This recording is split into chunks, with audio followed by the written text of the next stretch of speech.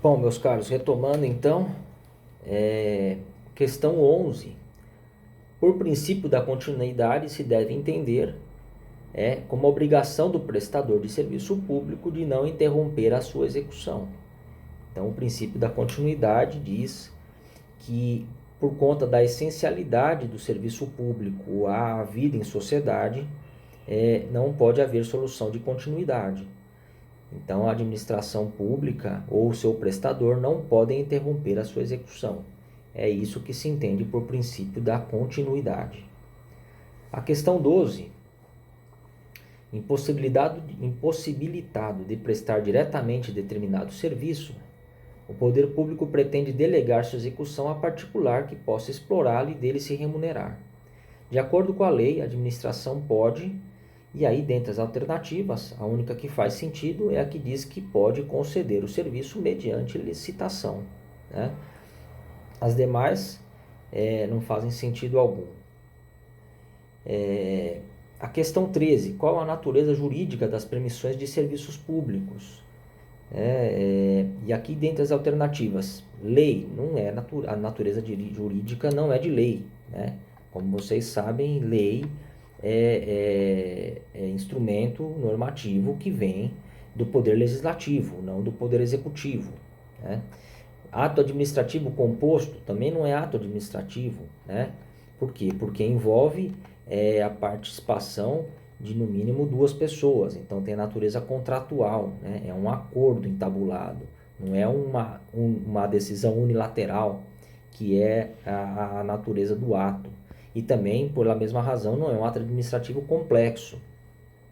Também não é um contrato de programa, porque o contrato de programa é um contrato entabulado entre a administração e eventualmente uma autarquia ou uma empresa, uma autarquia não, uma empresa pública ou uma sociedade de economia mista.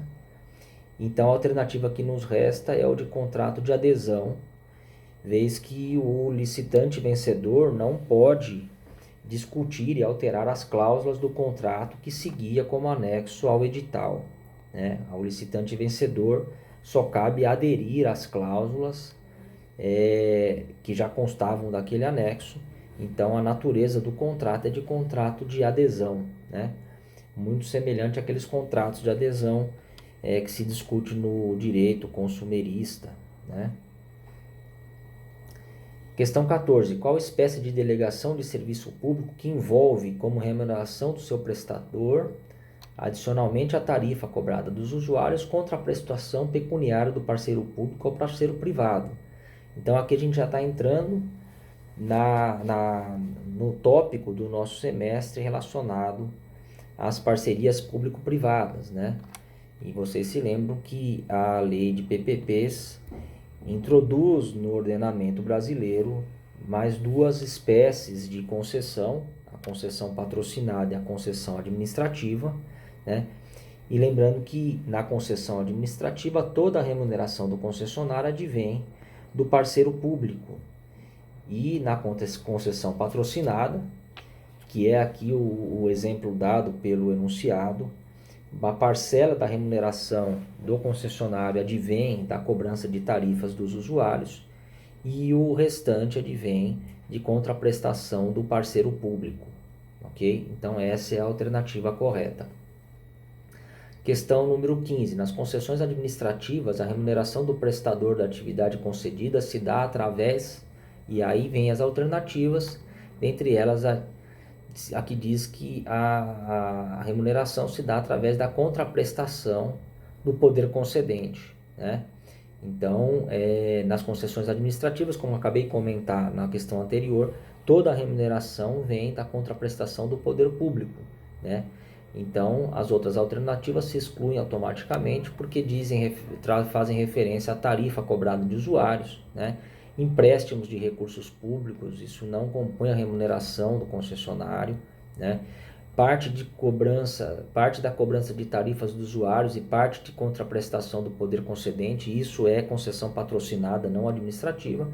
E a última que diz que todas as alternativas anteriores estão erradas, que também não se aplica, porque se a gente tem uma certa, é aquela alternativa que vocês deveriam ter assinalado como a correta. Questão número 16, os serviços de defesa nacional e segurança interna são serviços públicos de que natureza, né?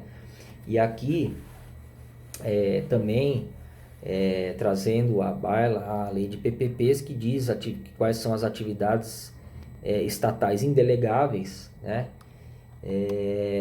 E a gente vê dentre eles a segurança nacional e segurança interna, né?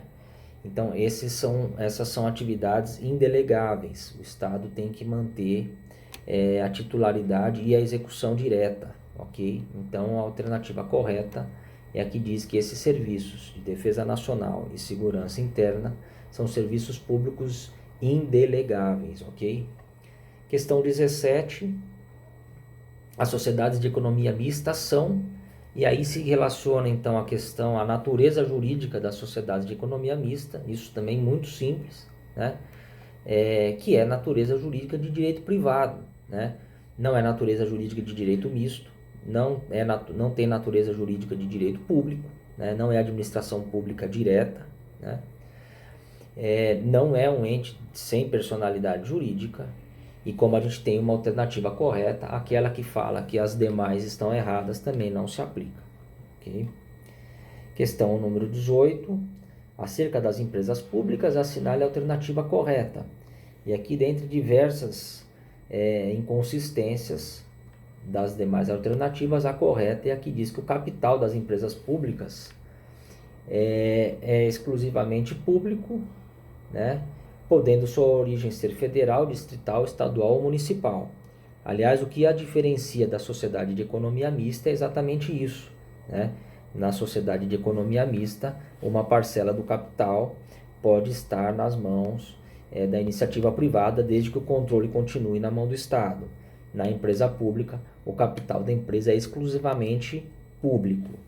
Então, essa seria a alternativa correta. O capital das empresas públicas é exclusivamente público, podendo sua origem ser federal, distrital, estadual ou municipal. A questão 19, de acordo com as regras de licitação e contratação de parceria público-privada no âmbito da administração pública, é vedada a celebração de contrato de PPP, cujo valor do contrato seja inferior a... E aqui está expresso na lei, basta uma simples leitura do texto da 11079, e os senhores vão perceber que o limite mínimo para que seja entabulado uma parceria público-privada é de 10 milhões de reais.